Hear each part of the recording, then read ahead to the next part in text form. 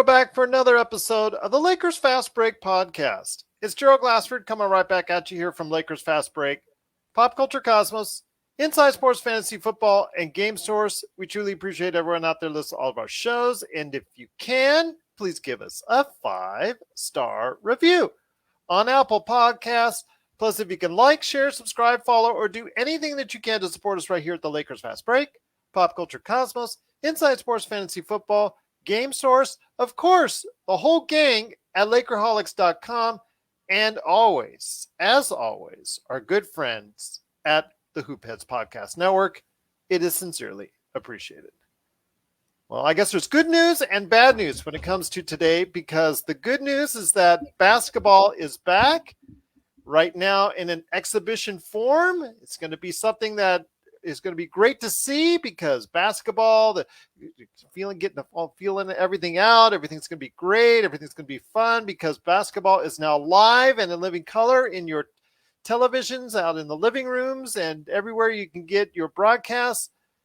And for Lakers fans, it started today against the Brooklyn Nets at the Staples Center with the first exhibition game of the season in what could be a prelude to an NBA Finals matchup. So we'll see about that one. But it did not start off on the great note. As the bad news is that the Lakers pretty much were behind the entire game against the Brooklyn Nets, never caught quite back up, and seemingly was going to be into the game heading into the fourth quarter. They were only down by 4 until the Brooklyn Nets went on a 24-2 run to start the fourth quarter. The Lakers defense totally collapsed. Their offense got even worse in the fourth quarter, which was so good for the second and third quarters.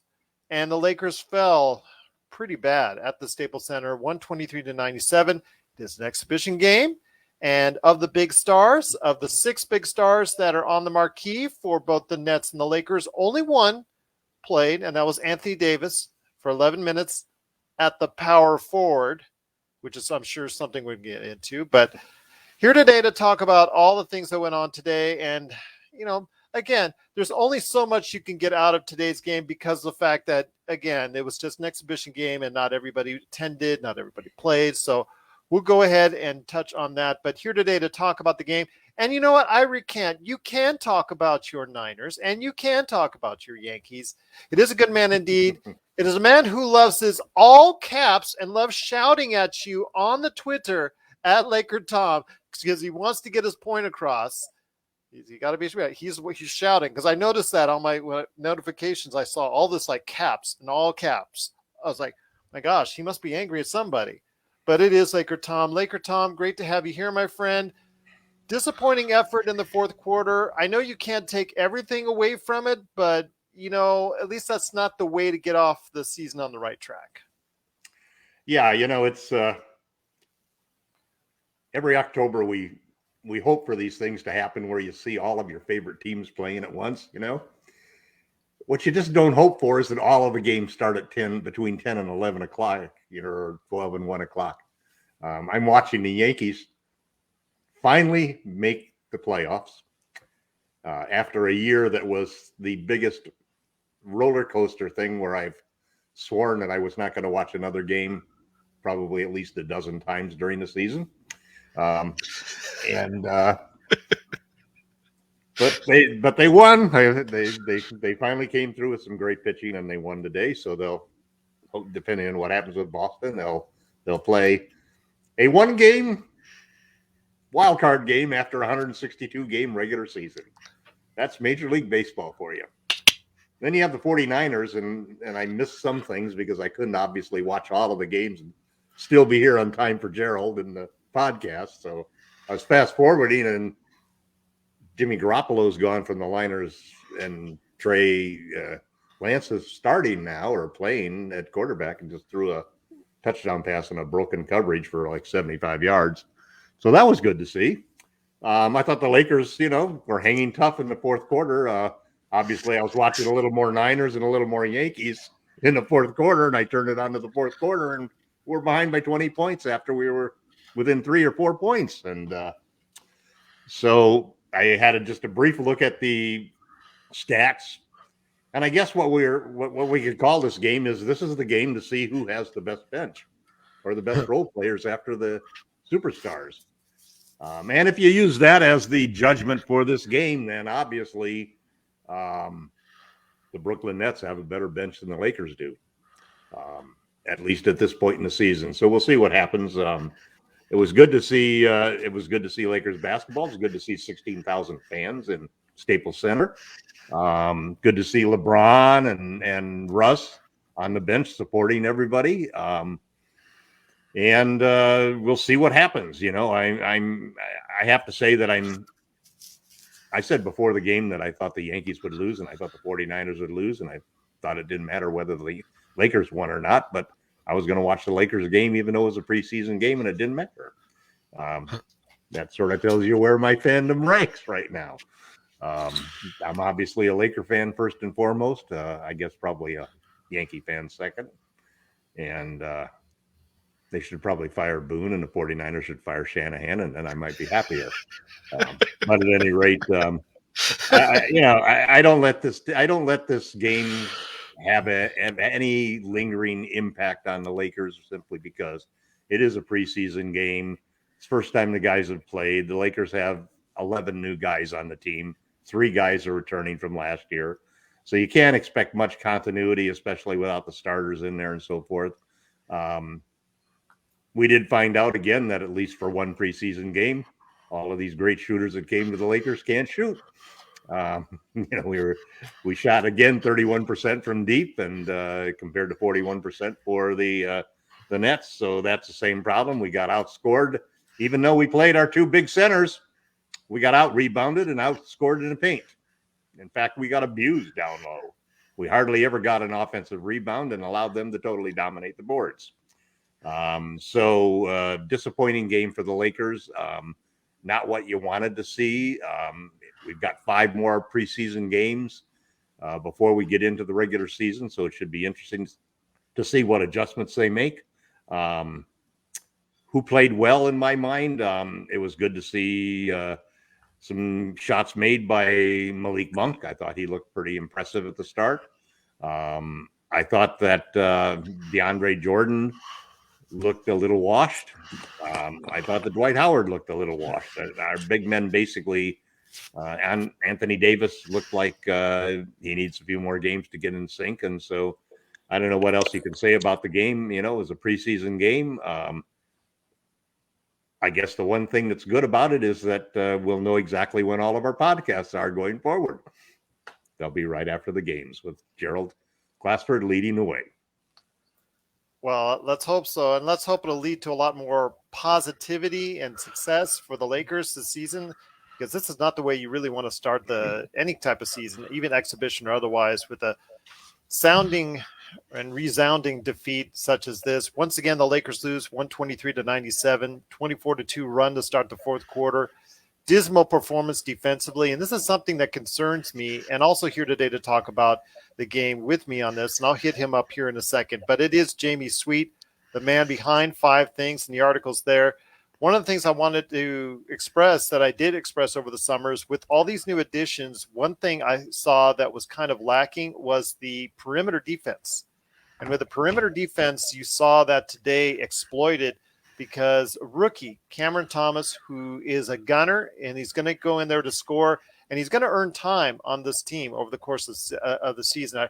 He was a late first-round draft pick, but Cameron Thomas is really someone that I think people need to keep an eye on. He's not going to go ahead and play major minutes, but he is going to go ahead and get consistent minutes on this team. He's going to give them a spark off the bench. He's not going to be the greatest three-point shooter, but he is, in my estimation, when I was going ahead and looking over him for the NBA draft recaps, we were looking at him as a potential big-time scorer off the bench, and that's what he proved today with 21 points. I mean, right now it seems like that Brooklyn has a lot going for it as far as even after their big three. So, Jamie, I want to hear your thoughts on this. What concerns me about the Lakers is their defense. They got all this age. They got all this just emphasis on shooting and all this emphasis on trying to get the offense in gear. And, did they do too much? I mean, obviously today is an early estimation. You can't really take a whole lot from today, but when you go 24-2 in the fourth quarter, when you really need to stop, when you really need to go ahead and get close within the confines of the game, where you're down by only 3, it really hurts to see that kind of run and that the Lakers can't stop you when they need it the most.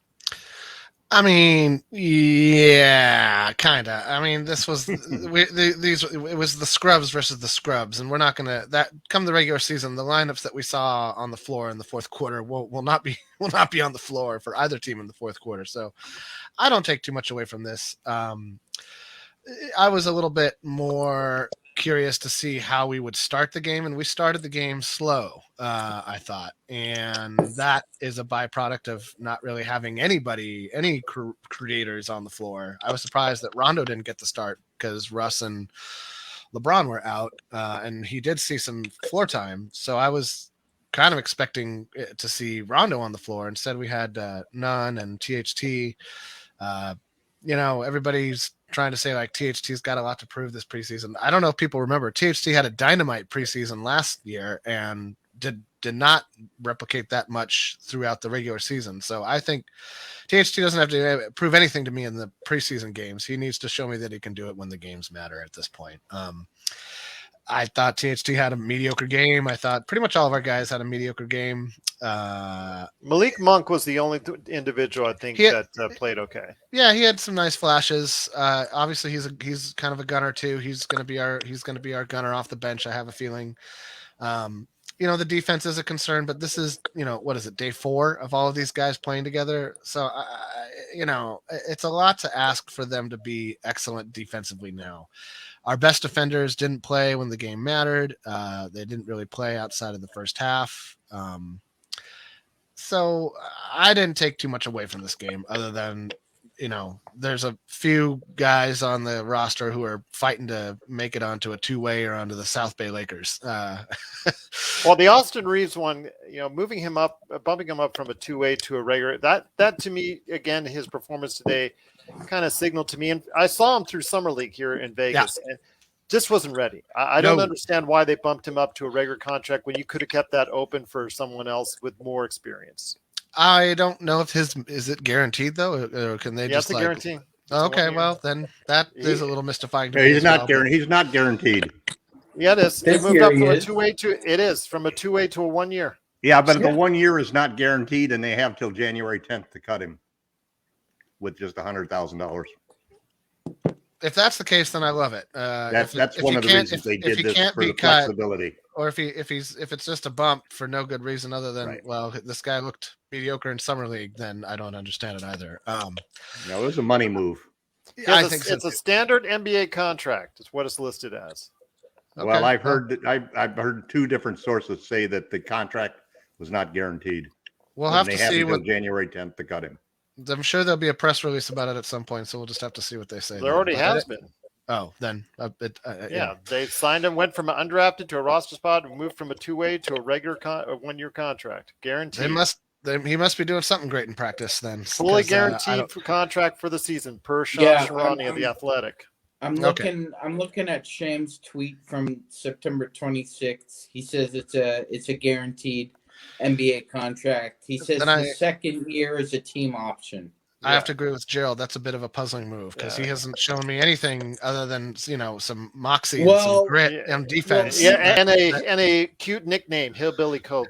Yeah, which great. please. Let's not go down that path. I meant to. And by the way, Sean Grice is here, Magicman as well. Just wanted to make sure everybody. Yeah. Thank you very much. Go ahead, Sean. Gerald. I just wanted to say I remember you speaking about the Austin Reeves move in the summer. And I had an initial thought on that, and the initial thought really hasn't changed. It's head scratching to me. Yeah, to me as well. I mean, he does look like an NBA 3-and-D player. I mean, to his credit, he's got the right body.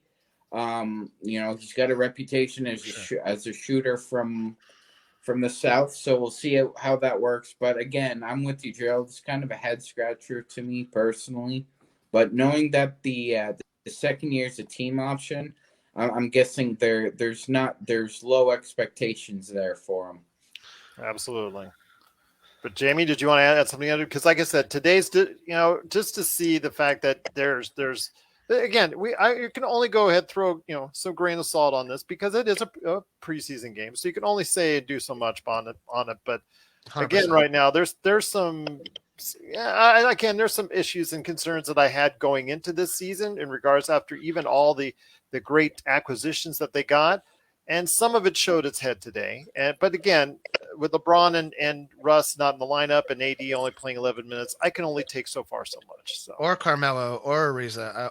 There's a lot of key guys who didn't, who have, based on what Frank said in his preseason pressers or training camp, post-mortems, it sounds like Melo's going to have a fairly significant role of some sort. And it's hard to imagine Ariza not having a role as well. But here's the other thing that I think is worth noting about this team is that they are going to ease into the season. They're easing right now. They're going to ease, and they're going to keep right on. It's going to be like the Grateful Dead song. People are going to be like, "Don't ease," and they're going to be like, "Oh no, we're easing. We're easing our way right on into this season." So, that's not surprising to me. I won't be too surprised to see. Not so much for AD, but for LeBron, one of the big guys starting, just to save wear and tear on him, to have him fresh for the playoffs. I won't be surprised to see Ariza and or Melo not be ready to start the season, to be honest, if it comes down to it. I think that they're going to have an extended training camp, kind of like how they did the year we won it all, where it took Frank almost until December, I want to say, to kind of come up with a rotation that seemed to stick for the rest of the season. And it also took that long to get some guys healthy. I feel like Rondo worked his way into shape that we're going to see that this season. There's a lot of old guys that they're going to. Well, hopefully this season they'll get to a lineup that makes sense because they never did last year. Well, injuries had a huge thing to do, and I think that's the goal, right? The goal of training camp is to enter the season with the healthiest roster possible. Because we have the talent to do well. If James and AD and Russ are healthy, we're going to be fine in the regular season. And it's all about finding the other 7 players that play around those 3 guys over the course of 48 minutes and what configuration that comes down to. And that is the goal of the next 2 months. I know everybody wants to jump into the fire and it's going to be super awesome and exciting from minute 1. And obviously it's not going to be. Obviously, there's a lot to work through. As we've said multiple times, there's 11 new guys on the roster. They're not just all going to I know they have their little Kumbaya Vegas thing, and they're going to have a fine training camp, and they're all going to get on the same page with the concepts. But this is going to come down to who among those 7 other guys who are going to end up as the playoff roster, who are the other best defenders, and who can get buckets when we need a bucket. And who, when Russ and maybe LeBron, who ought not to both sit at the same time almost ever, but probably will, because Frank loves to throw a Nun or a Monk or a THT into the fire with a bunch of nobodies and just see how they do for a good 5-10 minutes a game every once in a while. Those are the things that I think will kind of drive fans that want to see the playoff version of the Lakers now. And we're not going to see the playoff version of the Lakers now. The playoff version of the Lakers now doesn't even exist because they don't know what the playoff version of this team is yet. We don't know who the other 2 starters are going to be, and we don't know if AD is even going to start at the 5. He didn't today, which I found kind of surprising.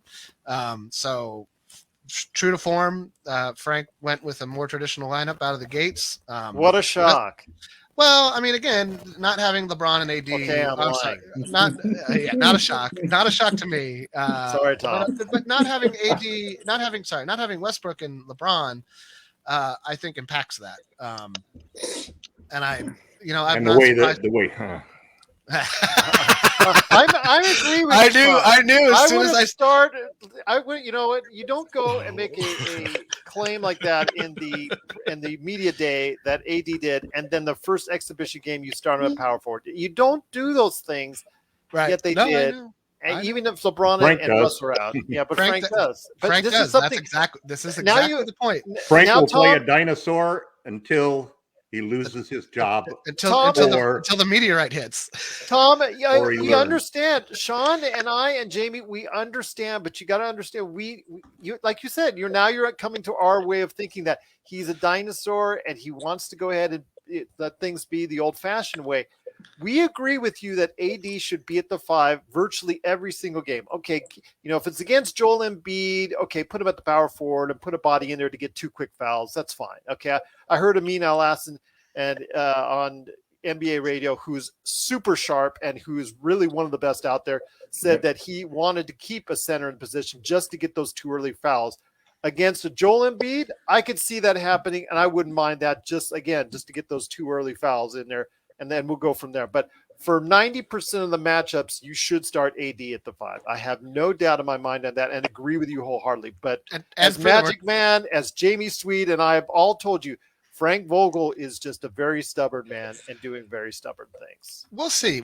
Again, this is the first game. No AD. I'm sorry. I keep saying no AD. No LeBron, no Westbrook, no Carmelo Anthony, who I expect to soak up a lot of minutes at the 4 as well. So I could even see a world where Carmelo Anthony starts at the 4 and LeBron starts at the 3. Again, not because just to save wear on LeBron banging against bigger guys early on. I know. He can't fathom a world where he can't fathom a world where the Mark Stein newsletter from 4 months ago Melo is horrible. Isn't the gospel truth for the entire season, every game for forever. Frank Vogel is a defensive coach. Melo is not going to start. Melo's a horrible defender at this point in his career. He is very terrible. DeAndre Jordan isn't a good defensive player at this point in career. Who is starting at the 5 today? Either. Well, we didn't even ask for him to be on the team. Right. We didn't even ask for him to be on the team. We all said no. This is a bad idea. It's a bad what idea. What we saw today was exactly what happens when you have a low post defensive traditional center in the lineup for all 48 minutes of the game. You get off to a bad start. You got no kick at the end because you can't shoot threes because nobody's gotten open threes all game long. You have no spacing. It's just such a simple task to understand. If you go back, I went back and watched over the weekend. Last weekend, I watched the game against the Heat, game 6. And then I watched the highlights from games that we won against them. In every one of those games, we played extensive 5 outs. And there was no way that they could keep LeBron or AD from scoring either from the perimeter or from just posting up with 4 shooters on the outside. And that's basically where that's where the rubber's going to meet the road with Frank Vogel, because you can't just move AD to the 5 and LeBron to the 4 and then start to play the same exact way you always have, with no spacing, without 5-out sets, and expect to have it come out be any differently. There were no open shots for guys in this game. We had guys taking threes that were under pressure. We had guys taking threes that, the only good thing about it is at least we took a lot of threes. We shot over 30 threes. That's not our normal situation, and I don't expect that to be our normal situation when we actually have our superstars playing. But the serious thing that the Lakers have to look at is, will Frank Vogel change how we play to take advantage of 5 outs, to take advantage of having 5 guys who can switch everything on defense? Those are the questions that are going to make the difference for the year. Frank wants to get the ball into the post. One way you can do that is a 5-out with attacking the rim. Another way you can do it is to have 4 out and 1 center in the middle, so there's not a guy in the dunker position who can double him easily. Will he do that or not, or how long it takes him to do that, will determine how well we do in the regular season. We need more than just changing the positions of players, because the whole point of Russell Westbrook coming aboard and moving LeBron to the 4 and AD to the 5 is to play small ball. It's not to play the same traditional game that you played before without the spacing that you get from having additional shooters on the floor and from having no center in the dunker spot. Today we saw the Lakers play an entire 48-minute game without any floor stretching at all, with a low post center clogging up the lane on every single play. How many times did you see tonight a Laker drive into the middle and two guys pick him up? It's the same defense, because as long as we play the same stilted dinosaur offense that Frank Vogel has espoused ever since he's been a head coach in this league, we are not going to see teams change how they defend us. They are going to pack the paint and say, go ahead and shoot. And we'll count on the curse of the Los Angeles Lakers three-point shooting to reduce the number of shots that go in from anybody who used to be a good three-point shooter. Well, look at the bright side, Tom. Your Yankees won. They're already. The bright side is AD is going to play 5 most of the year. That's only for you. Two-thirds of the time. I'm trying to cheer you up today. I'm trying to cheer you up. Well, then I won't. I guess I'll go ahead and break the bad news for you that the 49ers are getting their butts kicked Gerald, by the Seahawks. But Gerald. Yes, sir. Let's go ahead with you, Sean. Though again, before we get to I want to go ahead.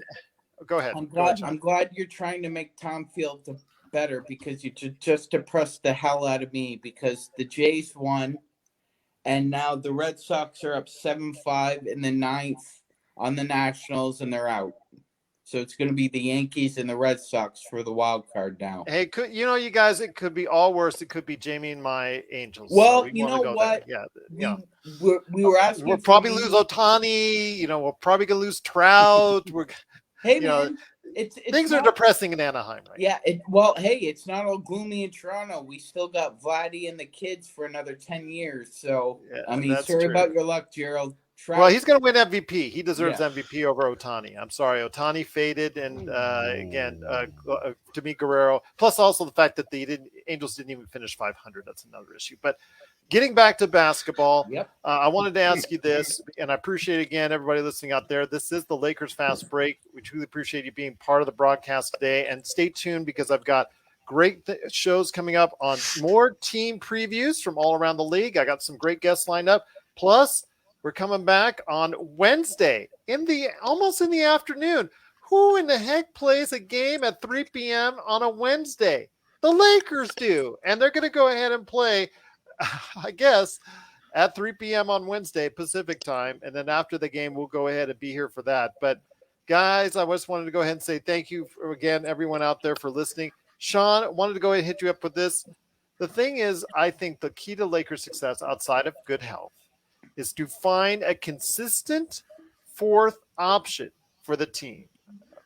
For me, I think that's an issue. It hasn't been in the past, because in the Lakers championship run, it was the consistent fourth option was defense, rebounding, and fast break. Last year, they didn't have that option because of injuries and things of that nature. But if the Lakers are healthy, I still think that, again, to go all the way, they'll need a consistent fourth option. Today was the start of that process to find that fourth option. And while Malik Monk showed some signs, some spark plug off the bench, I'm not sure how much run he's going to get in the, as far as the season's concerned. Kendrick Nunn is an individual who I'm laying a lot of hopes on, and he and THT pretty much had the, they're competing, I think, for the starting shooting guard position opposite Russ. And I don't think that either one impressed. I know Bazemore still has a say in it. You could put Ellington in there, even though he struggled today. In fact, they all struggled today. What are your thoughts on trying to find that fourth consistent option for the team, and how important it is for you to go ahead and say, you know what, they need that fourth option really consistently in order to go ahead and make waves here in this season?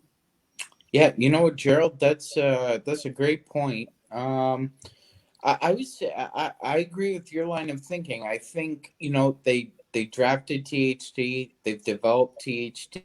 If he wants that off guard shooting position as a starter, you're right, Gerald. They're pretty much letting him, if he wants the keys, take them. But you're right, he's not taking them right now. And he can't shoot threes and he can't play defense, and that's not a good combination right now. Not right now, no. I mean, we heard all summer that he was working on his jumper. I mean, for God's sakes, we've heard the same thing about Ben Simmons for the past 3 summers as well. Right. I mean, Gerald, when they release the sandbags and the balloon doesn't go up in the air, everybody's disappointed. And that's what's happening right now with THT and his jumper and his defense. You're right. It's just it's mind-numbing at times because he's been given every opportunity at every corner to do something, and he's coming up short right now. And I think you're right, Gerald. I think ultimately, if THT does not get that jumper on point, it's going to be, between Kendrick Nunn and Wayne Ellington to see who plays along Russ in the last 2 minutes of a game. I'm just hoping, like I said, I see all those signs in the finals. Kendrick Nunn, again, he's a guy who can round off, boom, 20, 25 for you in a game, but it's just not consistent. You never got a consistent opportunity, and there may be good reason why. And we're going to find that out here, this season when it comes to the Lakers. But getting back to you, Jamie Sweet, real quick, and then before we head on out, because I don't want to get into much of the moan and groan, because it is just one exhibition game. And remember, we have seen many times where the teams has struggled during the exhibition season, and then you think doom and gloom. In fact, we saw this in the bubble. The first those 8 games, we saw them struggling. It looked horrible. LakerTom and I were doing an epitaph. We were already just kicking the dirt underneath, and you know what? All of a sudden they came back and looked strong in the playoffs, and we know they're there. Here, exhibition, there are teams that really look lousy in the preseason, and then they have a strong season. So it's a hard gauge. But what are some of the things that you're going to be looking at in the coming days for this exhibition season that might be able to give you some real clarity on what may hold for the season? When do LeBron and Russ play? Nothing else really. Nothing else matter. I mean, the guys we're talking about are going to be at best the 7th, 8th, 9th, 10th guy on this 10 to 12 man rotation we're hoping to see for the playoffs, right? Russ is going to be on the floor to close games. LeBron's going to be on the floor to close games. AD is going to be on the floor to close games. There's 2 other guys, same to start, same. We're talking about 15, 20 minutes in between the halves. Bridging in the second quarter and the third quarter to get us to the fourth. I don't see some of these guys. They're fighting to show that they're going to get a chance in the regular season right now, some of these guys. And that's to where Sean just put, even more pressure on THT than LeBron and a lot of guys who brought him up in media day, who talked about how, excited they were to see what THT was going to do on media day, and THT, kind of like, yeah, okay. I don't know if anybody watched his media day. He was, very low key, very laid back, as he generally is. And the only thing I could think of was that's the guy we chose to keep instead of Alex Caruso, because, for all his faults, you know what you're getting with Alex. You're going to get some great defense, and you might get some timely threes. And I don't know what I get from THT right now. I still don't know what I get. I don't even get a guy who can consistently drive to the rim and score, because now that teams have scouted his little herky-jerky zippity doo-dah moves in the paint, he's not even able to get open shots in the paint right now. And I don't put all the blame on that. It's not because of the How center. about spacing? How about some spacing to give him some room so he doesn't have 2 guys that he's driving on every time he goes to the rim? He had the same problem last season. The problem is that he's one of the spacers. Right, but he's not. No, he's not. He's not a spacer. That's why the he's problem. Not going to start, and any talk of him starting is foolish. Well, I mean, it's not foolish because they might put him alongside the best guys to see if they can open. Even Frank's not so stupid as to only put out no shooters on a lineup. He's going to start. He's going to start Dwight Howard and THT. I'm ordering you. We have 0 shooters in a starting lineup. The Lakers. I'm ordering you a cake shape. I just want to say one quick joke. Okay. I'm ordering you a cake shaped like a crow, so that when THT and DeAndre Jordan are in the starting lineup on opening day, we'll just watch you. The whole podcast will just be being like, yeah. There's all I'm going to say is this: we, no, it won't. You might as well wait for us to get Giannis and Harden as our next 2 free agents. Here we go. You know what? The Lakers may be in exhibition form, but here at the Lakers Fast Break, LakerTom is in full regular season form right now. Trade machine never goes off. The trade machine. THT better start making those shots, or he's going to be on the trading block. He's already on the trading block for you. Don't even deny that he's not. I want to ask this. Well, he's the only trading. He's the only contract. I know this is. He's the only chip we got worth $10 million. Well, don't forget. The only chip we got worth $5 million. Don't forget McCready now. He's got a guaranteed deal. That's at least another 2. I want to ask you this: the guy who created the trade machine, Sachin Gupta, is now the GM and now the guy running the Minnesota Timberwolves. When he goes ahead and before he calls up, let's say the Lakers or the 76ers, does he use his own trade machine? 100%. That's just something to think about, as far as it thinking out. Does it look like, he's like, matching up for Ben Simmons. Oh, hey, that works. The trade machine, it works. It says accepted. I think I'll call Daryl Morey. Call Daryl Morey. Take a screenshot. Send it to Daryl. Daryl. Yeah, this worked on my trade machine. Post it on Twitter. How about that? This worked on my trade machine. Can we do this? Can we do this? Hey, Wiggins got it. Hey, Wiggins got vaccinated. There you go. I'm sure. We're getting there. Any bets on when Kyrie's going to do it? He's not going to do it. He's not going to do it. He went in there. Kyrie is going to do I'm sure, but he did it. Obviously the money in California, you need 2. In California, you need 2. Yeah. No, J&J. J&J, I thought. You could do if you do the Johnson & Johnson, you can do 1. But if you do, if you do Moderna or Pfizer or he did the J&J. If he's going to be ready for now, he did the J&J. That's a guarantee right now, and that's it. But again, it is the Lakers Fast Break. We truly appreciate everyone out there listening, but we're not going to go ahead and continue for now the aggression because we're just getting back into form. We're just getting back into the exhibition season. Aggression. Yes. Tom. I know. What aggression are we talking about? The aggression I was talking about the non-vax people. No, is that what you're trying to avoid? The center position aggression. I'm talking about the aggression that you have on your Twitter because you're in love with the caps lock. No, that was a copy and paste from an article where because my daughter took a look at. Well, my daughter caught my phone and saw the notification of LakerTom, and LakerTom for like 3 posts was like in all caps. And is he angry at someone? Yeah, and I was like, Tom. he's not actually angry. I think he's celebrating. Caps lock. Right. Okay. That's how he has fun. That's how he's enjoying himself. But before we head on out, and all this fun. Tom isn't the worst for that. Skip Bayless is 100%. 100%. Yes, that's true. But yes, don't get me started on Skip Bayless. But before we head on out, please check out the great articles that LakerTom has. Actually, there was really some good ones. He's put a lot of time and effort into setting up for the season. Yes, Jamie, it is mainly on the big 3 for the Lakers. But if people, like ESPN loves to go ahead and devote much time to the Lakers, he's devoting a lot of time to the big 3. So, LakerTom, before we head on out, what have you got planned and in store, and why people need to go ahead and check out the great articles that you're currently writing for Lakerholics.com? Well, I happen to think that this is maybe the most exciting Lakers team that we've had since Showtime. I don't mean to disregard or disrespect the Kobe and Shaq Laker teams or the Kobe and Pau Laker teams. They were exciting for different reasons. They weren't exactly the run and gun. The style that we all kind of fell in love with Showtime and Magic running the point now. There's just so many connections that I see between the Lakers' history and the team that they have put together now. Not only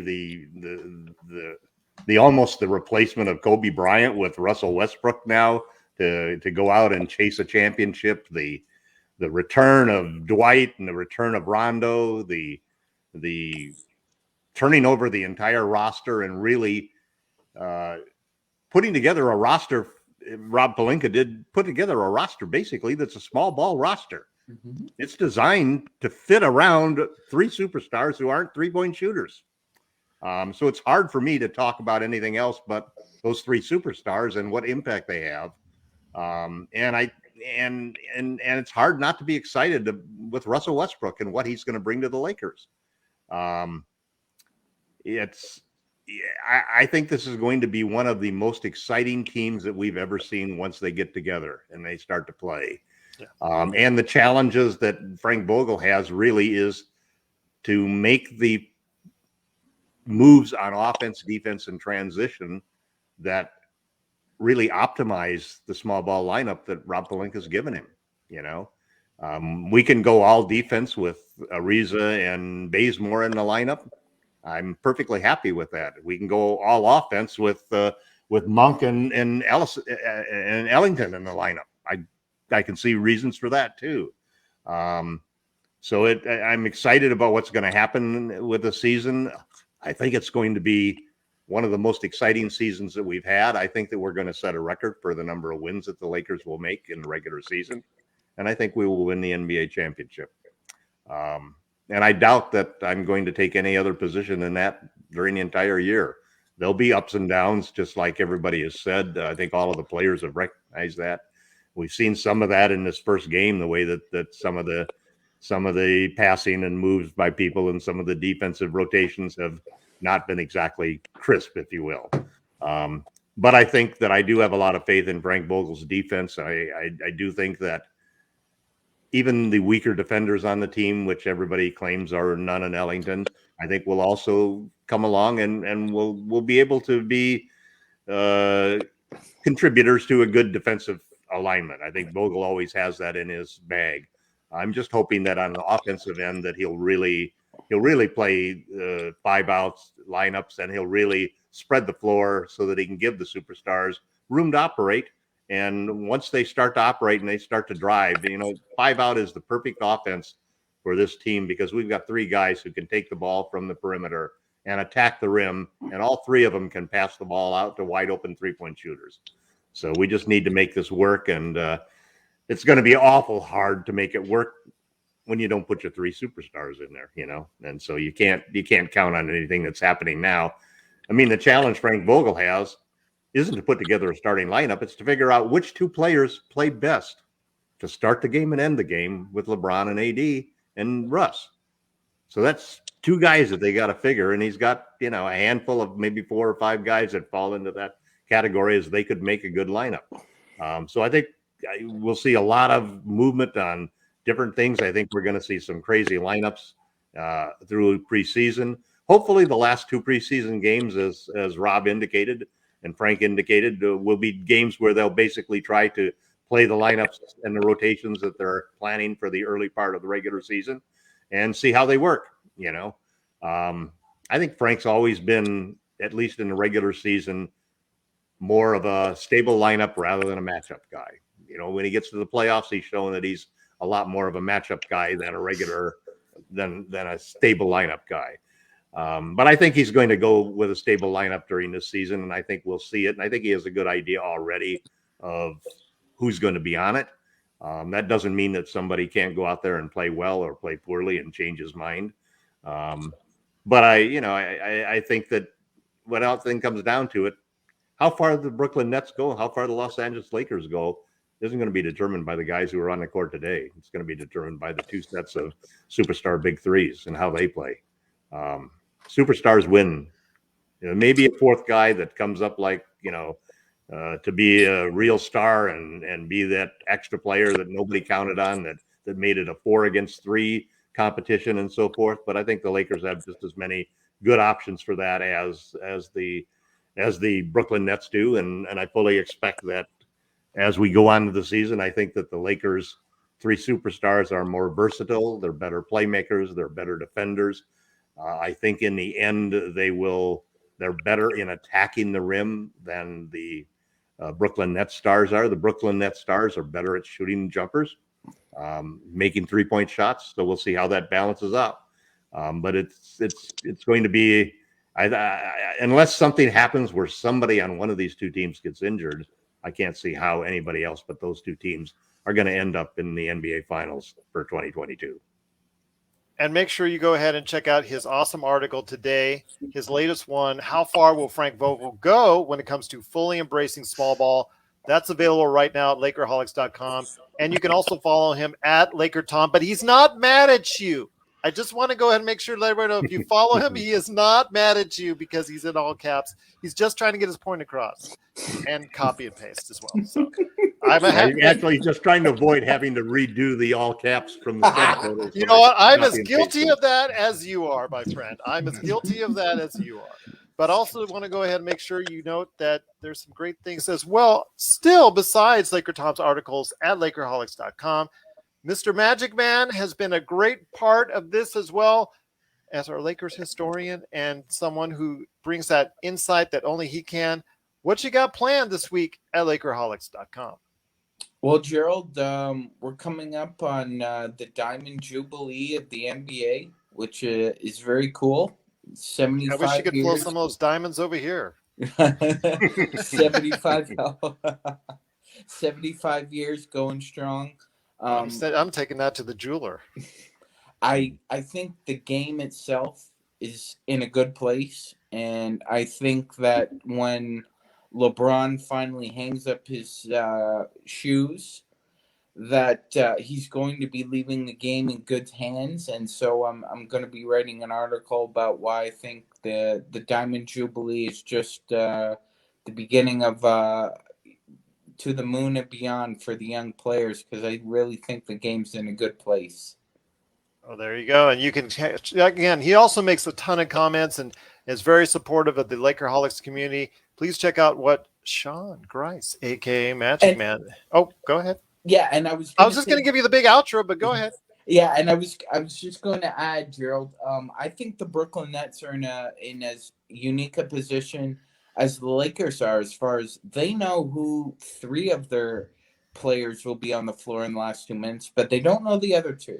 I mean, we assume Bruce Brown will be one of those 2, but who else are you putting out there? Are you going to put Blake Griffin out there? Are you going to put, like you said, Gerald, Cam Thomas out there? Patty Mills. It's Nick Claxton, if you want to hype. Yeah, I mean, it's very interesting the way they could go. So I really see a similarity between both teams figuring out who's going to play with their superstars. LaMarcus Aldridge, Blake Griffin, you can throw Paul Millsap if again, if some of these guys contribute for Brooklyn in any reasonable way, I mean, they've got a long season ahead of them as well. So again, there's still a lot to talk about when it comes to both these teams, but please make sure you go ahead and check out for the latest news and information for the Lakers with Sean Grice at Lakerholics.com. And before we head on out, he is the master of all 5 things at Lakerholics.com. It is my good friend, Mr. Jamie Sweet, who I will be doing some late night Lakers fast breaks with. I'm going to get that closer to the season. So we go ahead and just give him some time to prep before we do some late night Lakers fast breaks, but definitely going to go ahead and get that on the schedule. I'd ask LakerTom to join us, but he's probably sleeping. So that's what you usually tell us. I can't, guys. Can't. I'm out. Z's. So no worries. But JB Sweet, what you got planned for all of us at Lakerholics.com? Well, looking forward to actually that's pretty smart, because I don't sleep much, so he's probably much smarter man than I am. Yeah, I try to sleep, but I just find it's that a lost cause my age. What happens is I sleep the most when I put my kid to bed, because I end up passing out with her, and then I just she's like a human little she's like a little human snuggle machine, so it's perfect. I've gotten more sleep that way. I know, but that's why so anyway, point being is that what I'm excited about right now is seeing some more of the guys who we expect to see more of, which was not what we saw today. We saw a bunch of the guys who kind of hoping to make, the end of the roster, hoping to, get a significant role on the South Bay Lakers, maybe, make some noise and see if somebody else offers them a deal somewhere out in the NBA. And that's all well and good for them. For the Lakers, there's nothing that we saw today that I mean, if what we saw today is exactly, that's the best, that's the only good thing that came out of today's game. And that has to come out of every preseason game for the preseason to be a success.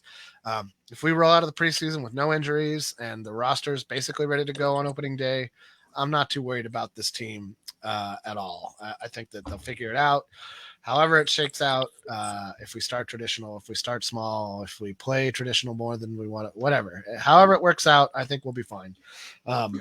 What I would like to see a little bit more of is I'd like to see a little bit more Kendrick Nunn, to be honest.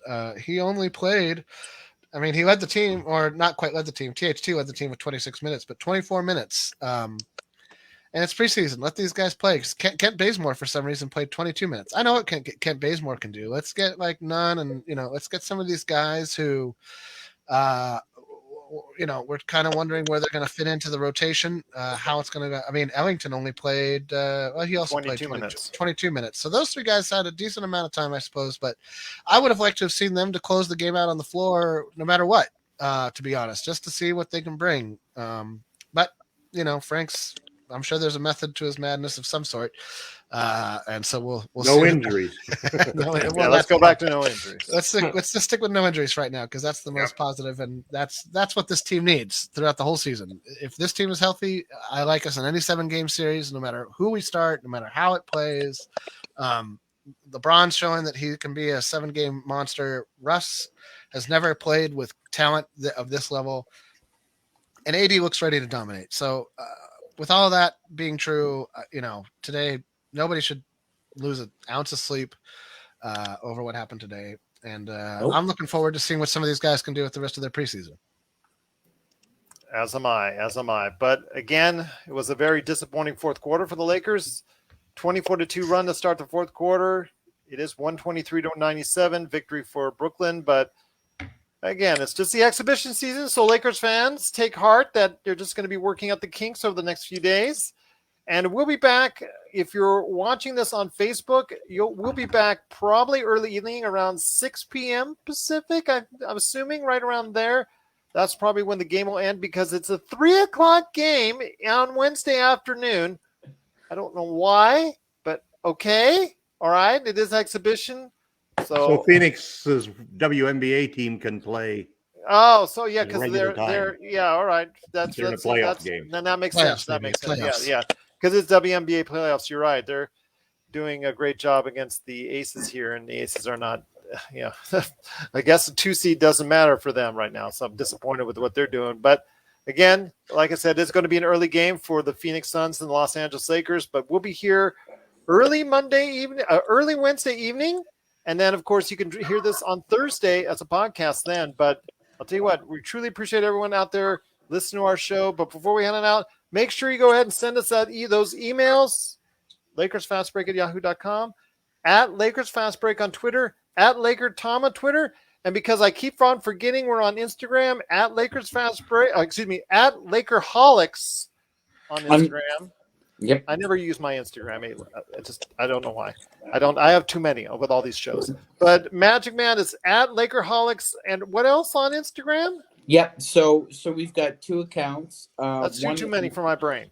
Our Lakerholics account is on IG at Lakerholics_authentic. And then you can also follow Magicman with Put a Little Mustard. Let me ask you this. You said at Lakerholics_authentic? Yes. Who's going to rip off that moniker? Well, I wanted to. Why don't you just get a nice following and then get the check mark, and there you go. Yeah, that might have been a way to go. I guess that's so. But okay, go ahead and follow at Lakerholics_authentic. Okay, man. I feel like I should be buying from a gift shop there. But anyways, tell you what, just go ahead and follow all these things on social media. We truly appreciate all the support you can out there, because we truly need it. And we're looking forward to a great season. And we'll be back on Wednesday for us here at the Lakerholics on Wednesday early evening. And then also dropping on Thursday for audio. But I will have other shows in the mix. I've got more great interviews on the way for people talking their great teams that they believe in and then what they think of the Lakers. So I'm looking forward to another busy week, as now the season's going to start really ramping up. So we're looking forward to hopefully another great season right here at the Lakers Fast Break Podcast.